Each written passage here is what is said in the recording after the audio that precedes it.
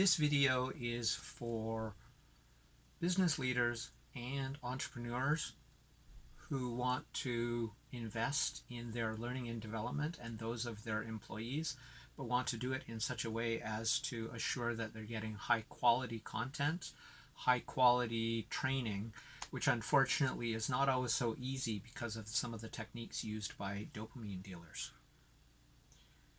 So in this case, I'm just going to say watch to the end of this video because I have very limited resources today, including a limited battery. Watch to the end because it's worth understanding the whole video. I will give you a video recommendation. I'm not sure which one it is yet, but I promise it will be of value and relevant to this. I know that's a lazy way to say it, but that's what I have to do today to be able to put this out on time. And as promised, every day is a challenge. So this is actually the 6th on an ongoing series called Catching Dopamine Dealers. I don't know the final name of this episode. I will put it in the description. But for now, it's just going to be called Catching Dopamine Dealers. In dark patterns. Catching dopamine dealers in dark patterns, because that's essentially the essence of this episode. And in the last video, I talked about the social influence lever known as unity.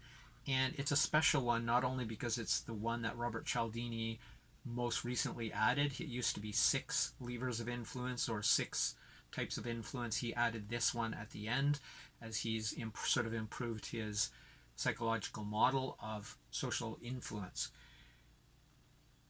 So I basically want to do a deeper dive on this and expand on the details because it's used oftentimes invisibly and yet in plain sight. And it's been used by such famous figures as Nelson Mandela, dopamine dealers in general, and Adolf Hitler, who was, by the way, a dopamine dealer.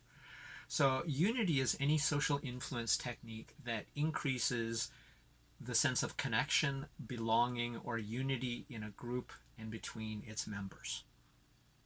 So there are 2 main categories to this, and these 2 categories are activities that increase unity, obviously. The first one is synchronous activities, and these include dancing, marching, clapping, chanting, singing, reading together, or one after the other.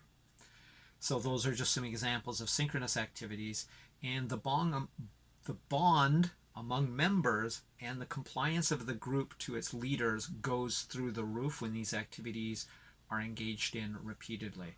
So think of the military and marching as an example of where marching consistently, a lot of troops, when they are not busy, instead of getting their minds to think about the danger of warfare and that, they get them busy with activities, and oftentimes these are unity building activities of either of these types. The next one is coordinated activities, and this would be an example. So they're setting up the camp, or you're building a building, you're cooking together, you're planning an implementation or a new initiative at work with your coworkers. So the essence of this is that these activities are a matter of working together, doing different things, but to achieve a common goal together that would otherwise be impossible. So oftentimes you see this manifested in things like team building challenges and obstacle courses, and courses like Outward Bound are classical examples of this kind of thing, where you need to use each other to get across the finish line. So the power of coordinated activities, if they're designed correctly, is that they depend on everyone working together to succeed, or you are unable to succeed. So let me be very clear. Unity and the other 6 levers of influence can be used to save lives or to exploit. These techniques are amoral, that is, they have no moral alignment. They aren't used for evil or good. They're used by individuals. It's their application that makes it good or bad. So essentially it's the implementation that makes all the difference. All of these levers of influence are used unethically by dopamine dealers to extract money while providing nothing you can't probably get for free online.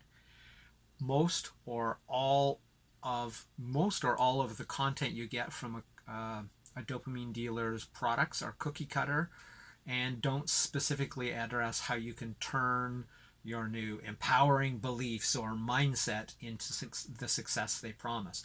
And it's all for just $999.53 or $97.37 a month for 12 months, or sometimes $5,000 for the weekend. Now there's a guy we're going to call Boney Dobbins. He's the kingpin of the dopamine dealer cartel, as far as I'm concerned. He used the foot in the door technique, also known as compliance ladders or click funnels, also known as commitment and consistency in highly unethical ways. Around the start of the COVID-19 pandemic, he advertised widely, he obviously spent a fortune on this, about his free online course. He's going to help everybody. Knowing he's famous for giving none of his seminars and none of his information away to free for ordinary people, after I decided I'd pull the trigger and do this thing. So after I first clicked, which is a compliance behavior, part of commitment and consistency building, and there was an offer for a free upgrade. It sounded great. The real goods, plus he would give a donation to charity if I just bought the upgrade.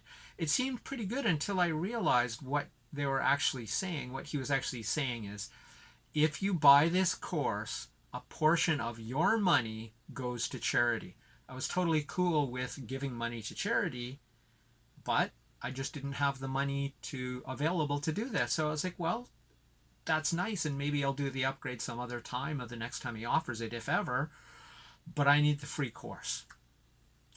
But the rest goes to Mr. Dobbins. Wait, wasn't it a free course? So this is a free course, and this classically would be called a bait and switch. But in this case, he's having you comply. First thing he does is have you click. That's one behavior. And the next behavior is your intent was to purchase, but you can purchase higher grade course. So he gives you ever increasing, what I call a compliance ladder, ever increasing hoops to jump through at ever increasing benefit to him and cost to you. This is a perfect example of the use of commitment and consistency. So it's supposed to be free, so I went and I clicked no, because there was a button there for no. I can't remember, this was quite a while ago now, because I couldn't afford the charitable upgrade. I would have loved to have done so, but something went wrong. The page wouldn't let me advance to claim my free enrollment. It was like, what's this about? I decided to give him the benefit of the doubt and started over.